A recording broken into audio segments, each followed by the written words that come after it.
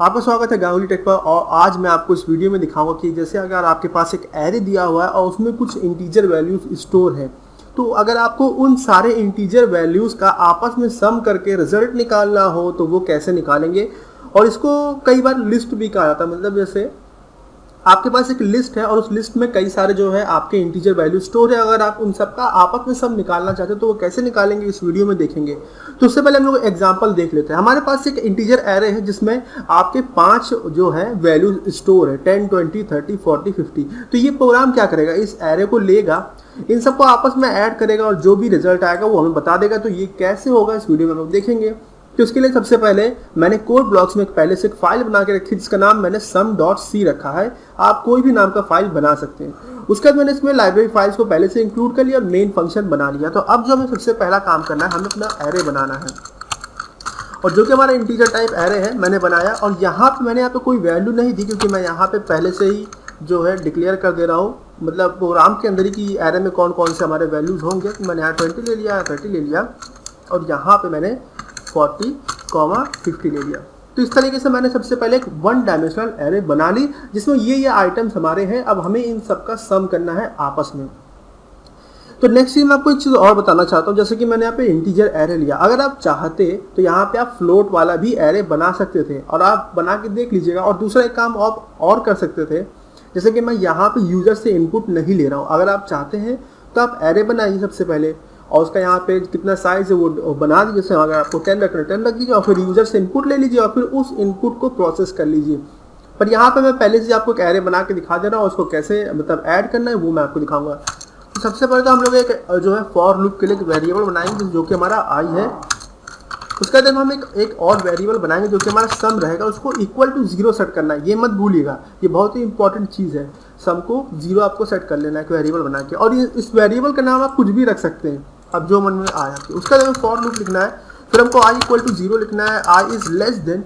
अब ये less than के बाद यहाँ पे लिखना है कि जितने इसमें वेरिएबल्स हैं, जैसे 1, 2, 3 और 4, 5, टोटल 5 है तो हमने यहाँ 5 लिख दिया। तो ये फॉर लूप क्या करेगा, ये फॉर लूप आपका 5 टाइम्स रन करेगा और 5 टाइम्स रन करेगा। और ये जो i हमारी वैल्यू है वो हमारी ये नम जो एरे उसमें इंडेक्स का काम करेगा और वो हर नंबर को जो है एक्सेस करेगा और उन्हें जोड़ता जाएगा। और मैं आपको एक चीज़ बता दूं कि हम लोग यहाँ 0 से 5 तक जा रहे हैं, तो इससे आपको पता चल गया होगा कि जब 0 से आप 4 तक काउंट करेंगे टोटल वो 5 वेरिएबल्स होंगे।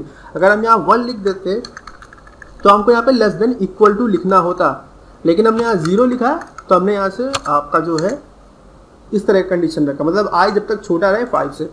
तब नेक्स्ट काम आपको फॉर लूप में क्या करना है, आपको सबसे पहले सम लिखना है, फिर इक्वल टू, फिर से सम लिखना है, फिर प्लस, फिर आपको एरे का नाम लिखना है, फिर आपको स्क्वायर ब्रैकेट्स लगाने हैं। उसके अंदर आपको फॉर लूप वाला जो ये वेरिएबल है जो कि आई है उसको लिख देना है।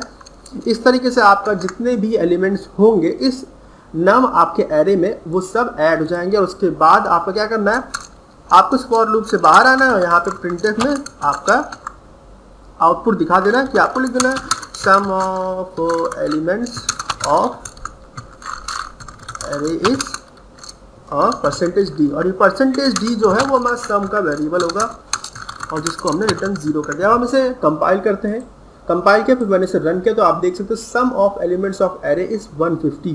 क्योंकि आप इसको मैनुअली करके एक बार देख लीजिएगा।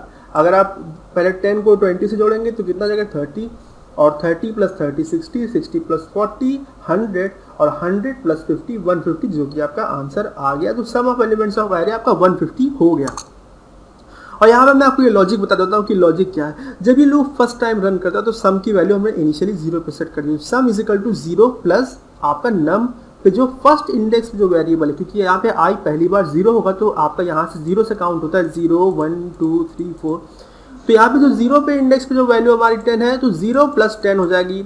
नेक्स्ट टाइम जब रन करेगा तो सम की वैल्यू 10 हो गई है, मतलब सेकंड टाइम जब रन करा तो 10 प्लस आपकी जो सेकंड 10 प्लस 20 हो गया। तो इस तरीके से सारे वेरिएबल्स आपस में ऐड हो जाते हैं और फिर आपका रिजल्ट आ जाता है। और यहाँ पे इनिशियली 0 ज़रूर सेट कर दीजिएगा। वो इसलिए है क्योंकि अगर आप यहाँ पे 0 नहीं लेते तो फिर ये प्रोग्राम जो आपका क्रैश कर जाता है, उसमें गड़बड़ी आती है। क्योंकि आप 0 में ही कुछ ऐड कर सकते हैं। अगर आपने तो कोई चीज़ सेट ही नहीं करी तो आप फिर ऐड किस में कर रहे हैं, तो इस चीज़ का आपको ध्यान रखना है। अब अगर आपका इस वीडियो से जुड़ा कोई भी सवाल हो तो आप कमेंट सेक्शन में ज़रूर पूछ लीजिएगा। और अगर अभी तक आपने मेरा चैनल सब्सक्राइब नहीं किया तो कर लीजिए, जिससे कि सारे फ्यूचर अपडेट्स आप तक पहुंचते रहे। और ये वीडियो देखने के लिए आपका धन्यवाद। और मैं आपको एक बात और बता दूं कि आप जब ये एरे बनाए तो उसमें चाहे तो आप डिफरेंट वैल्यू ले भी सकते हैं। जैसे मैंने यहाँ पे कोई डिफरेंट वैल्यू ले ली, जैसे मैंने 15 कर दिया, जिससे कि थोड़ा सा टेस्ट हो जाए थोड़ा सा। फिर से मैंने कंपाइल किया, फिर से आप रन करेंगे तो देखिए value sum of elements of array जो है वैल्यू चेंज हो गई। तो इस तरीके से आपको ये सब करके देखना है।